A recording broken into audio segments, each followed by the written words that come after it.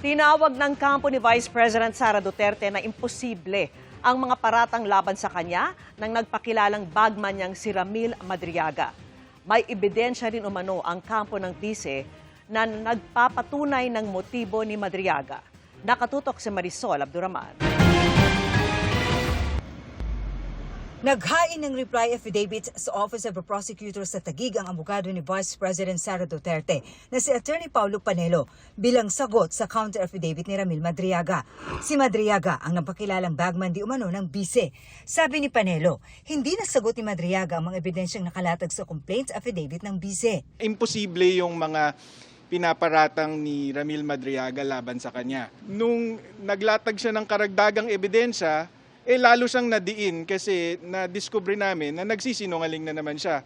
Kabilang sa mga sinagot ng bise sa kanyang 18 pahina ng reply affidavit, ang naunang pahayag ni Madriaga na kung hindi siya close sa bise, bakit kasama raw siya sa isang political meeting? Dahil kampanya po noon at may COVID pa, nasa gitna ng pandemya, kaya talagang virtual meeting ang paraan para makipag-meeting sa mga supporters at napakadami po niyan kaya hindi po maaasahan na matatandaan ni VP Sara lahat ng mga grupong sumusuporta sa kanya. Napakadami po nang nag-attend dito, 92, at least 92 po yung attendees. Sabi pa ni Panelo, bukod sa paiba-ibaan niya ang mga pahayag ni Madriaga, may ebidensya rin anya ang kampo ng bise na nagpapatunay ng motibo ni Madriaga. Isa na nga rito ang text message umano ni Madriaga sa dating tauhan ni VP. Nolasco, sabihin mo na lang na yung confidential funds sa akin mo ibinigay at ako na lang magpapaliwanag kung saan ko dinala.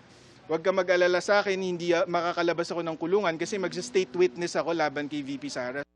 Sinusubukan namin kunin ang panig ng kampo ni Madriaga kaugnay nito. Marisol Abduraman, Nakatuto, 24 Oras.